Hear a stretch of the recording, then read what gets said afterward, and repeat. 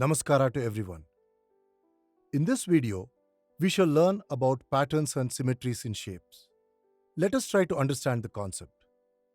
The NCERT has directed to teach these concepts to students of class 1 to 5. Let us explore these topics and understand their main concepts. Let us have a look at the concepts.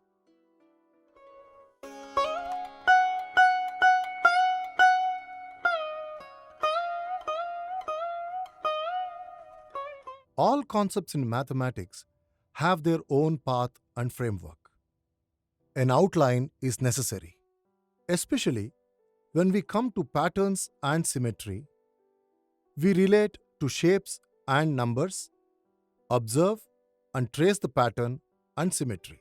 Making patterns with numbers and making patterns using shapes are fundamentally different in nature. They are not synonymous. We need to look at it from a logical perspective. Hence, in this video, let us look at designs related to shapes and observe the number related to designs. Symmetry is a mirror image.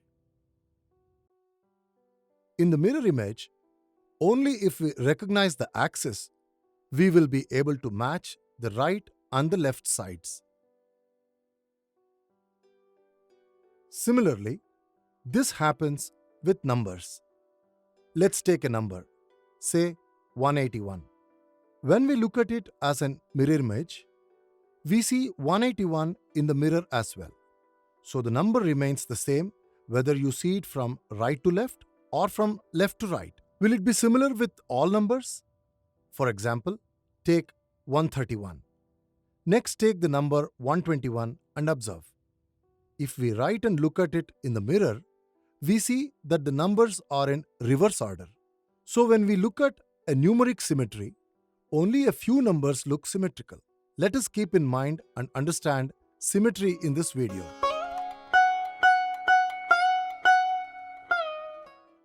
When we look at symmetry and shapes, we try to find it in real life.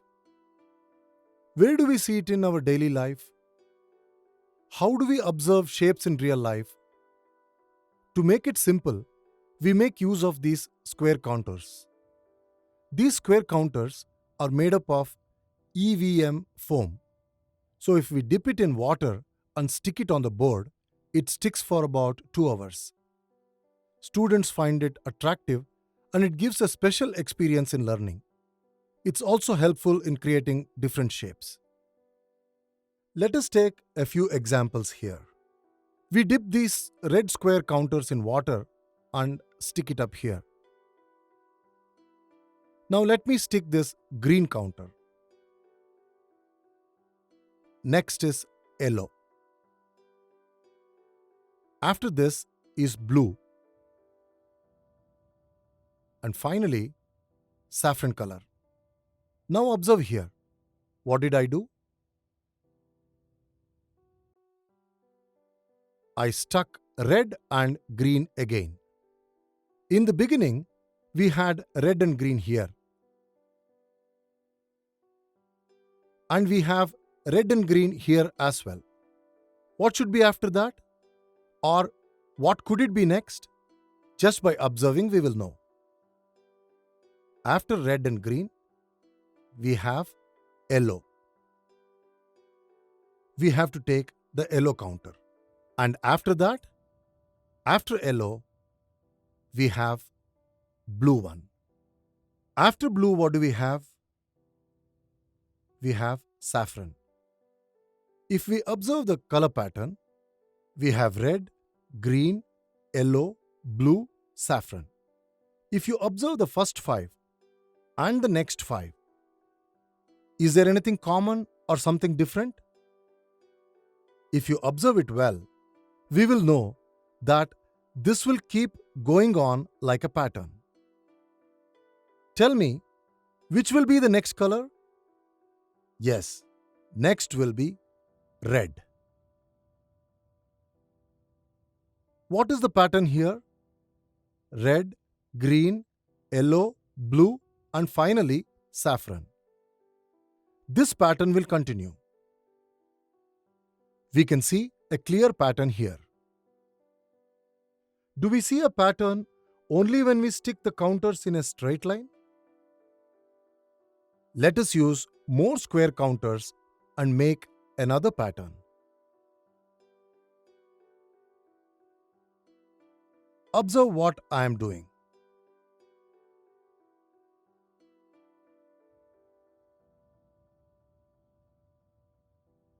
You can easily notice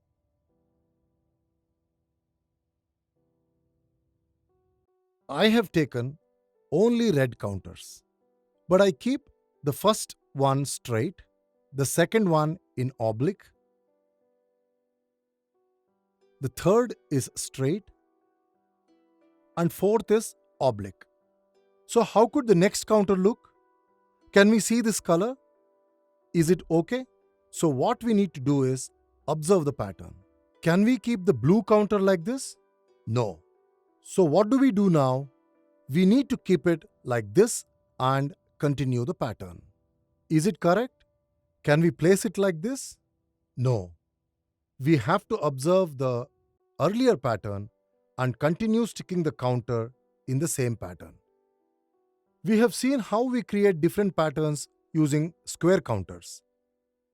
Now I have created a pattern. Yellow, green. Now I have created a pattern using yellow, green, blue, and saffron. If we keep continuing the pattern, we will have yellow, green, blue, and then saffron below. Now you can see a pattern. Observe here now, yellow, green, blue, saffron. It is the same here, yellow, green, blue, saffron. The next pattern could also be the same. This is how we can create different patterns using square counters. So, using the square counters, we have now created a different pattern. How does it look when we see? This reminds us of the colorful tiles used in our homes and jogging path. We use a lot of colorful tiles. We use such designs in constructing buildings.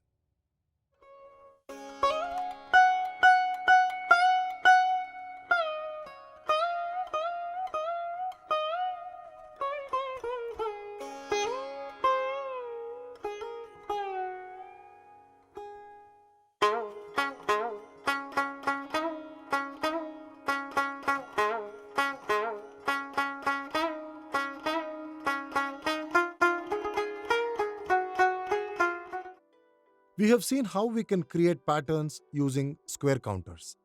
Now let us use some abacus rings.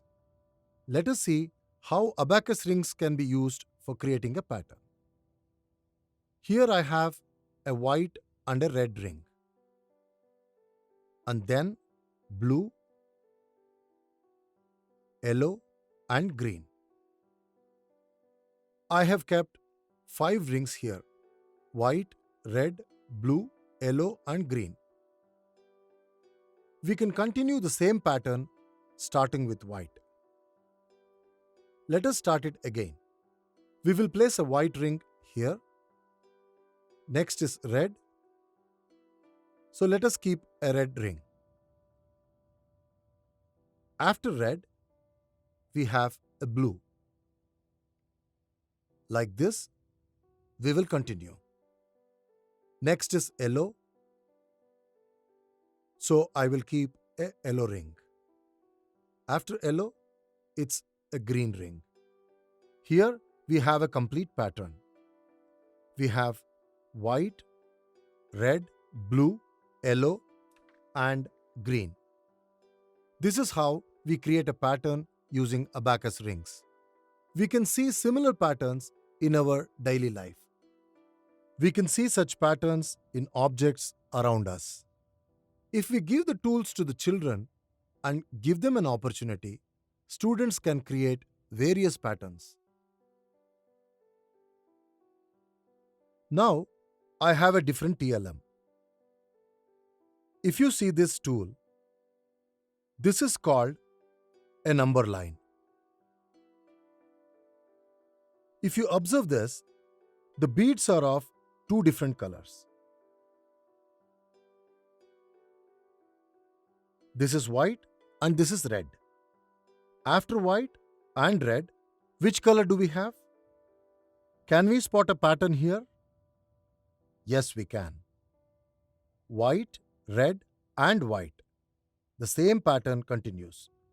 We definitely see a pattern here.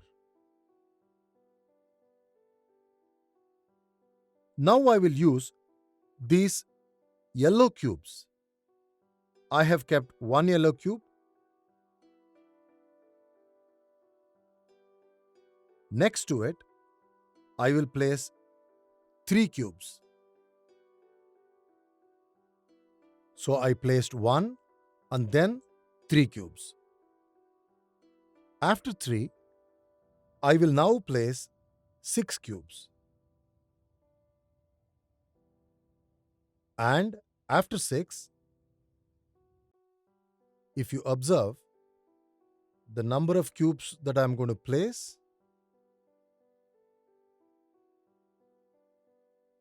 it will be 10 cubes.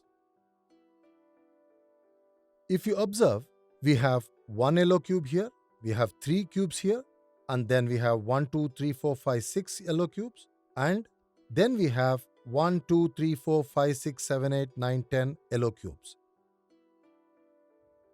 Can we see a relationship here? Look at the base. We have 1 here, here we have 2 at the base, 3 and 4 here. If we look at the next level, we have no cube here, we have 1 here, we have 2 here, and 3 yellow cubes here. The same pattern can be seen further. We have 1 yellow cube, 3 here, 6 here, and 10 here. When you look at these shapes, do you find any resemblance or difference? If we see it, between 1 and the 3 yellow cubes, what is the difference between them? 2. If you look at another pattern, look at the second and the third group. We have 3 cubes here and 6 here. That is, it has increased by 3. So what is the difference between 6 and 10? We can observe that 4 cubes have increased. If you see, the difference here is 2, after that 3, and after that 4. Next, what should be the difference? If we think a little, here we have to add 5 more yellow cubes. So if you add 5 to 10 yellow cubes, what will happen? We get 15 yellow cubes. If we proceed further, how many more cubes do we have to add? As we know, we have to add 6 cubes. So we have to add 6 yellow cubes. This pattern keeps growing like this. We can give the cubes to the students and give them an opportunity to create patterns.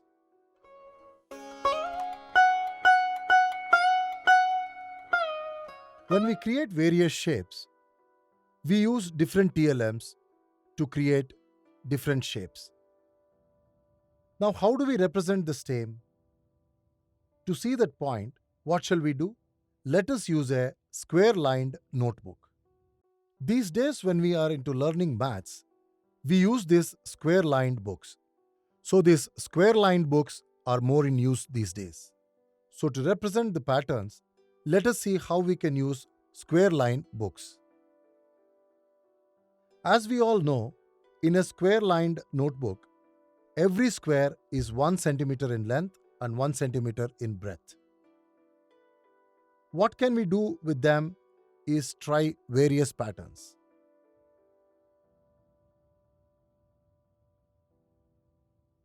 What have I done here? I have drawn borders for one box. Next, I would draw the border on one more box and I will fill up that box with lines.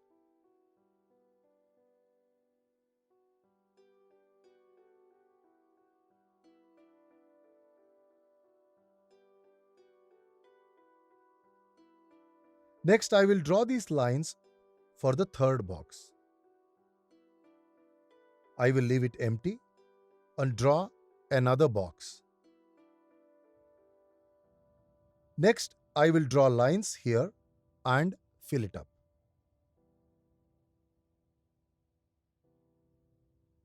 When you observe it, what am I likely to do in the next box? We can see that the next box should it be filled? Our first box is empty. Second is filled. Third is empty. And fourth is filled. The fifth is left empty. If I draw the next box, should I leave it empty or should I fill it up? Only if I fill it, the pattern will be complete. So, I will fill up this box as well.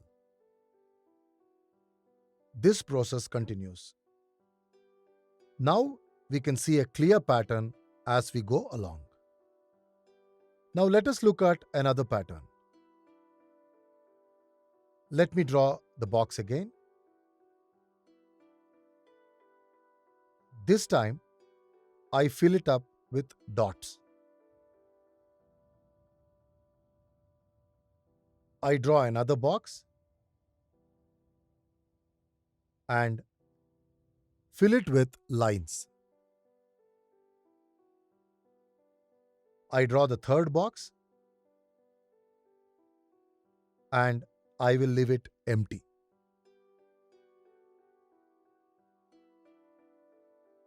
I draw one more box and fill it with dots.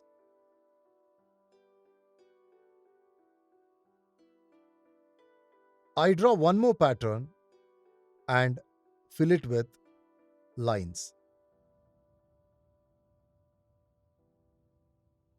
So what is the pattern here? I filled the first box with dots, second with lines, and left the third empty. The next has dots followed by lines. What should be the next box? Should it be empty or should I fill it?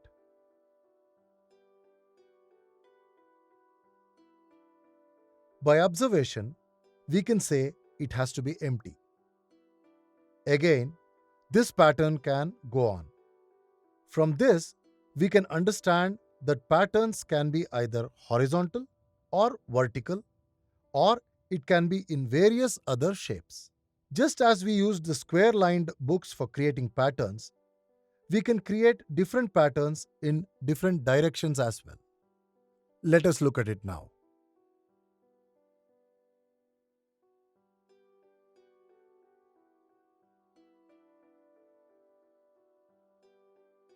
If we observe this pattern, the first is empty, second has lines in it, third is empty, and the fourth is filled. Fifth is empty. What should I do with the sixth? Should I fill it up or leave it empty? If we observe this pattern, we will know what to do. Since the fifth is empty, I have to fill the next with lines. That is, we need not see a pattern in only a straight line, but it can be in a crisscross pattern as well. This way, we can observe in our daily life, different objects have different patterns. We can see them being used in construction of buildings and in many other places.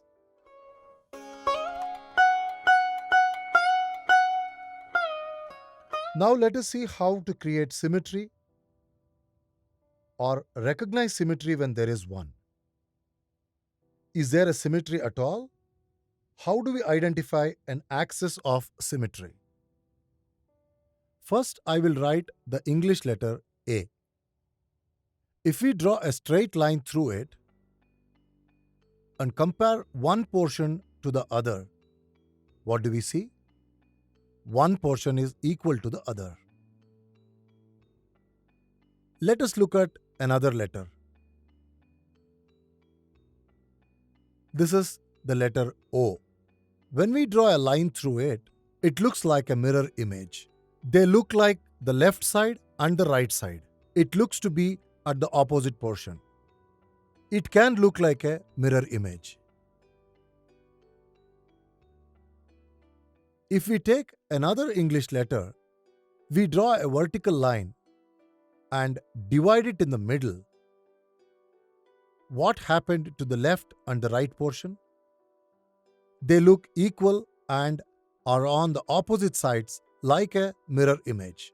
When we look at the mirror and lift the left hand, it looks like the right hand. So, this is how it looks on the opposite side. I have taken this letter. If we divide this letter in the same way, divide it here, do we have the same image on both sides? What is the difference between these letters and this one? What is the difference? We made a straight division here and one portion was equal to the other in these cases. They looked like a reflection. This is why such shapes are called symmetrical shapes. We have made a straight division here. Here there is no symmetry. Therefore, they are called vertical line symmetrical shapes. If we make a vertical division, this is how it looks.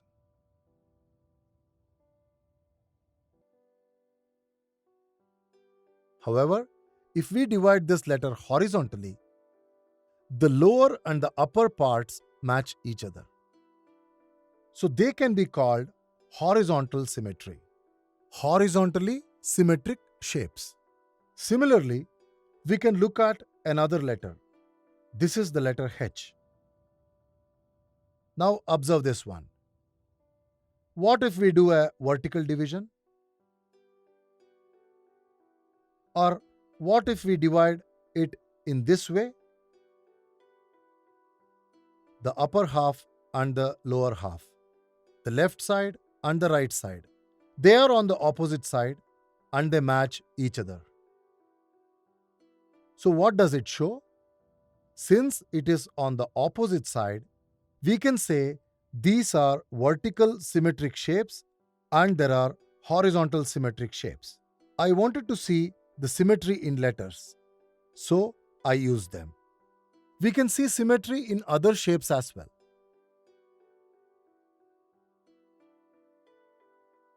This is a triangle.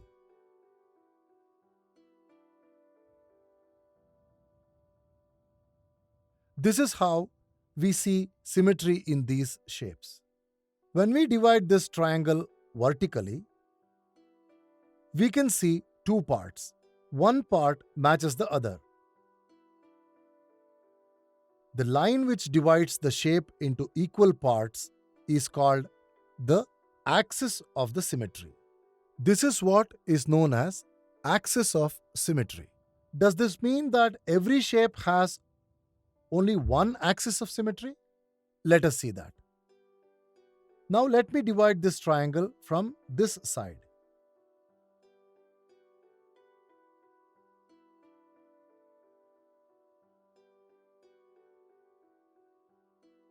When I draw this line, these two parts of the triangle, do they match? When you observe, you can understand that the triangle has a symmetry when divided from all vertices. It gives a reflection of the other part. So how many axes of symmetries are available here? 1, 2, 3. We can see that there are 3 axes of symmetry. If so,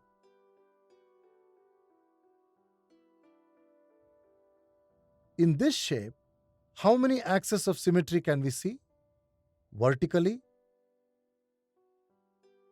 they are similar, and horizontally also they are similar.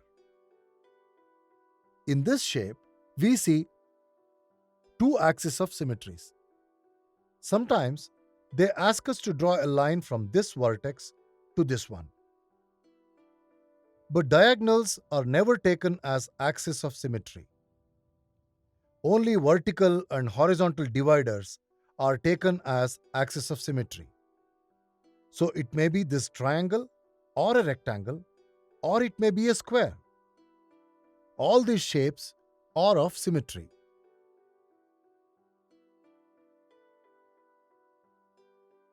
Here I have a white sheet. This is a regular white sheet. If I fold this white sheet in a particular way, fold it at the center,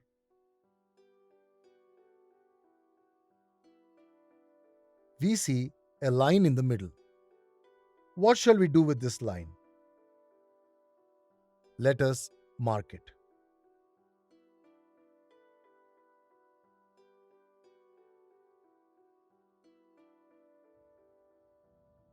What I have marked is the axis of symmetry of this shape. Why is it the axis? When I fold this shape, one side of the shape is equal to the other. We can observe it clearly. One side matches the other. So even in this shape, we can identify symmetry and the axis of symmetry.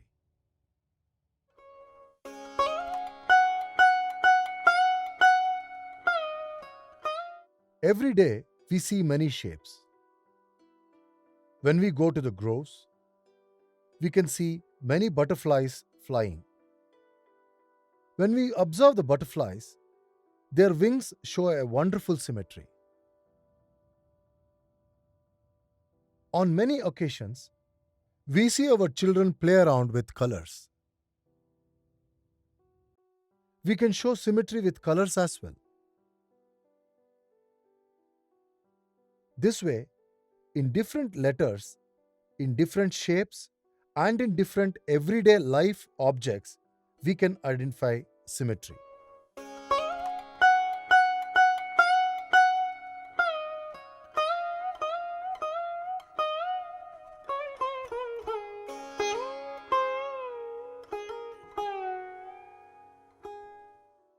Just like the way we could divide the letters and shapes and identify symmetry and axis, let us take a mirror and see how symmetry and axis of symmetry appear. Let me take a mirror, and I have here something which is a half shape. Let me place this half along a particular line. Now, observe the half shape. But can we see the full picture?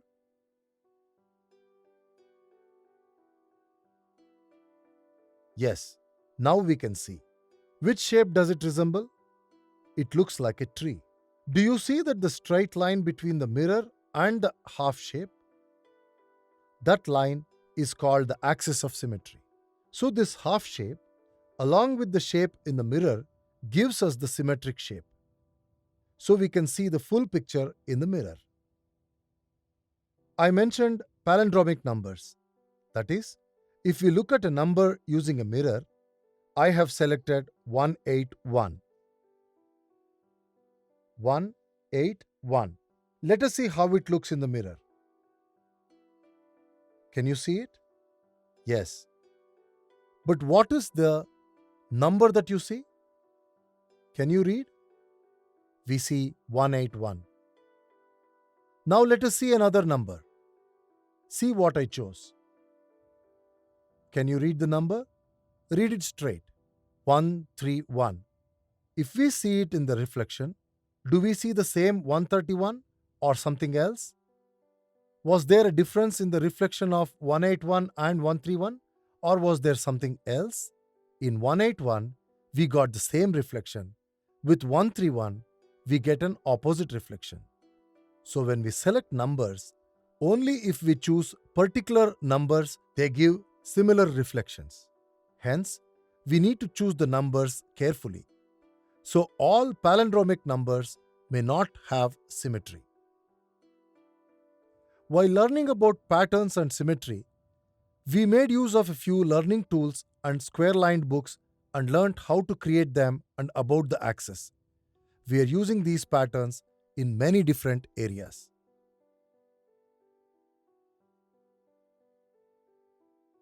When we observe music, there are many patterns in the rhythmic pattern.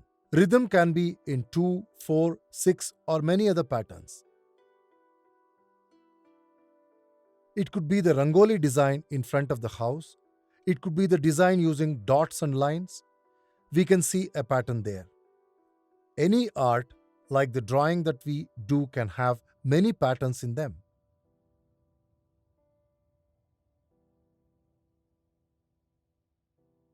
It could be the design of a leaf in nature. We can see these patterns in life. Along with that, if we observe clothes, the border, if you see the border, there are likely to be many symmetrical patterns on the border.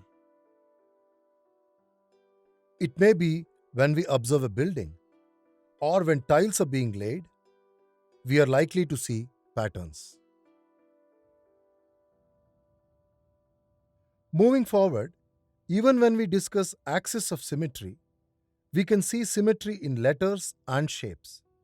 We can see symmetry in buildings. Similarly, we can see patterns while looking at reflections. In total, patterns and symmetry, both these processes give importance to our skill and are useful in our daily life.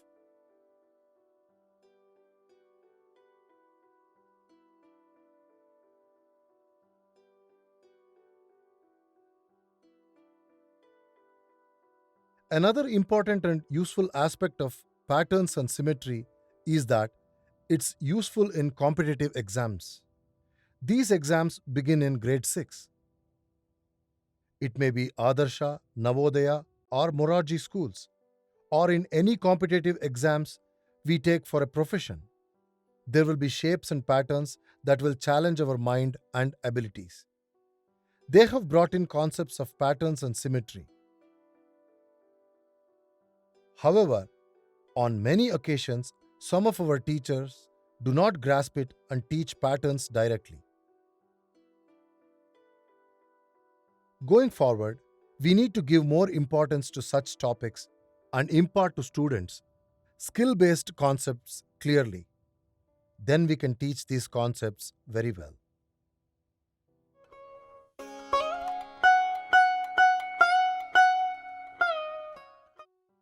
Apart from using patterns and symmetry in our daily life, we have understood the importance of the topic. However, it is common for us to make mistakes while grasping it. When the concept is not clear, misunderstanding will occur.